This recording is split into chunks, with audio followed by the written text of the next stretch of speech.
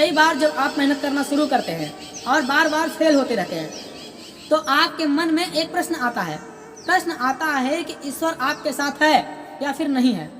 आप खूब मेहनत करते हैं, अपनी सारी ताकत लगा देते हैं, आप अच्छे कर्म करते हैं, लेकिन उसके बाद भी आपको फल नहीं मिल पाते हैं। कई बार तो ऐसा भी लगता है क्या ईश्वर हमेशा अच्छे लोगों के साथ ही बुरा करता है, क्योंकि जितने भी अच्छे लोग होते हैं ना उनके साथ बहुत दुख आते हैं, बहुत तकलीफें आती हैं और उनको बहुत सारी चीज़ें झेलना पड़ता है।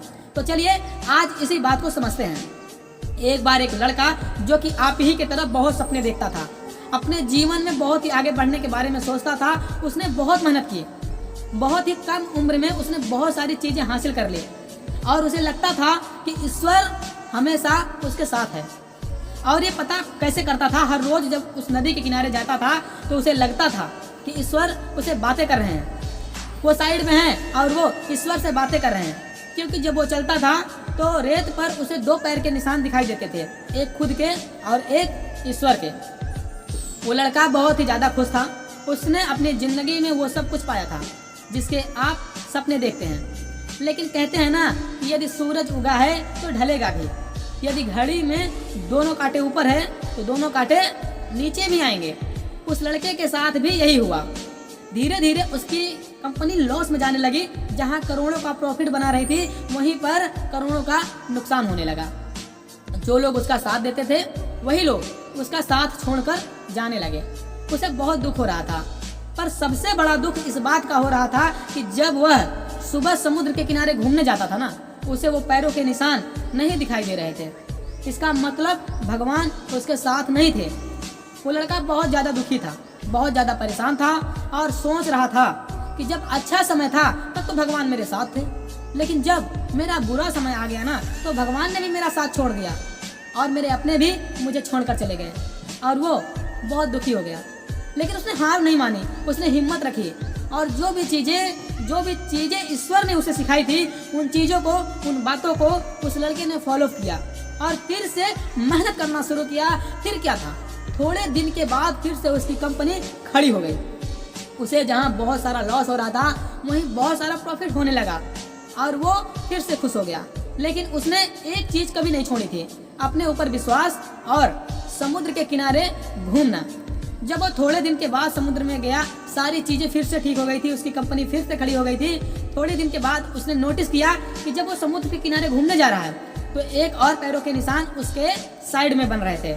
उस लड़के ने मुंह फेर लिया और आगे की ओर बढ़ गया।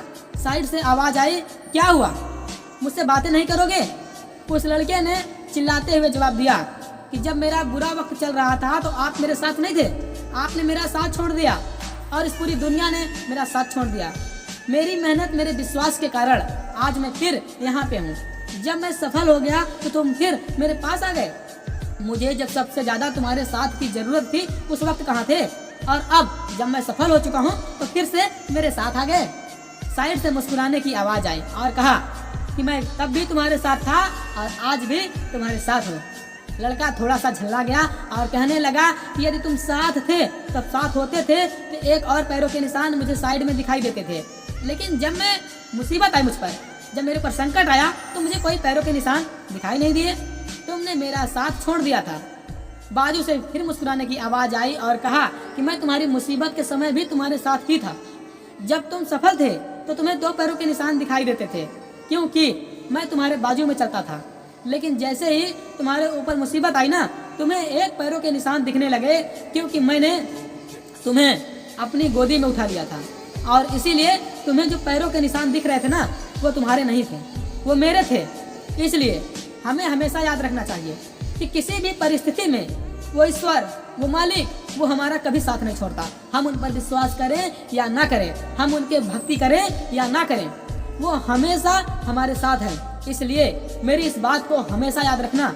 हाथों की लकीरों से पहले भी उंगलियां होती है जो हमें यही सिखाती हैं कि हमें अपनी किस्मत से पहले अपने कर्मों पर भरोसा रखना चाहिए। आशा करता हूं कि मेरी बातें आपको समझ में आई होंगी। आर के लाइफ कोच को। ये हमारा नया यूट्यूब चैनल है और ये हमारा माँ का सपना 143। इसे सब्सक्राइब करके बेल आइकन जरूर दबा लेना और इस वीडियो को हर जगह सभी जगह पर शेयर जरूर करना, चाहे वो व्हाट्सअप हो, चाहे वो फेसबुक हो, चाहे वो इंस्टाग्राम हो, ताकि हर इंसान को ये बातें समझ में आए। अगली वीडियो में फिर मिलते हैं। धन्यवाद। जय हिंद, जय भारत।